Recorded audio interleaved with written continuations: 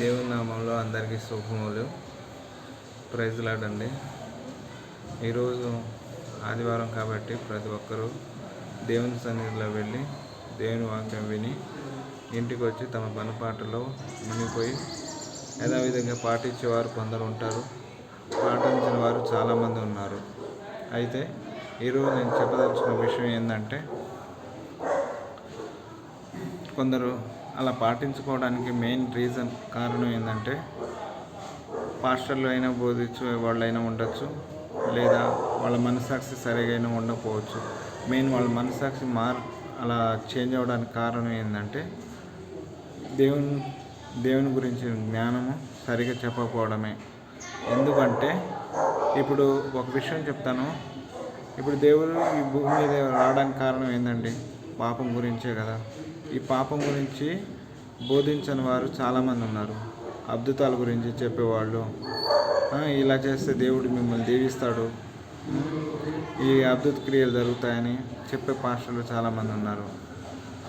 ఇందు మూలంగా మనుషులు ఏంటంటే అద్భుతాలు జరుగుతాయనే ఉద్దేశంతోనో, లేదా ఏదో మా ఇంట్లో సమస్యలు పోతాయనే ఉద్దేశంతో వస్తున్నారు. కానీ యేసుక్రీస్తు ప్రభువారు నిజంగా దేవుని కుమారుడని, మనల్ని రక్షిస్తాడని విశ్వాసం ఎవరికి ఉండట్లేదు.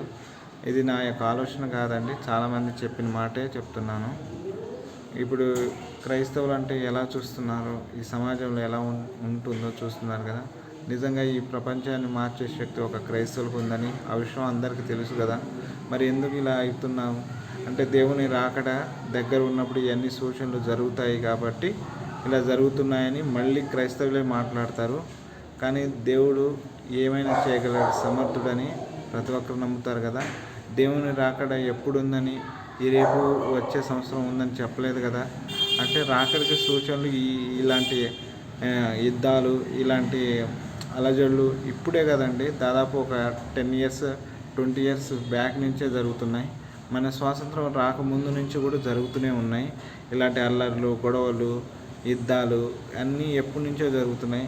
కానీ దేవుని రాకడ రాలేదు కదా. అలానే మనం నిర్లక్ష్యం చేయకూడదు. నేనేమంటున్నానంటే, వాక్యం మనకు బోధిస్తున్న దాన్ని దేవుడు ఏమని చెప్పబోతున్నాడో ఆ విషయాన్ని స్పష్టంగా చెప్పాలి. మరి ముఖ్యంగా ఏ చర్చిలో అయితే పాపం గురించి, మానవుడి యొక్క పాపం గురించి మాట్లాడతారో ఆ సన్నిధికి వెళ్ళండి, అక్కడ నేర్చుకోండి. మనిషికి కావాల్సిన జ్ఞానం ఏంటి? పాపం నుంచి బయటికి రావడం. దేవుడు ఏమని చెప్పిండంటే, అక్రమం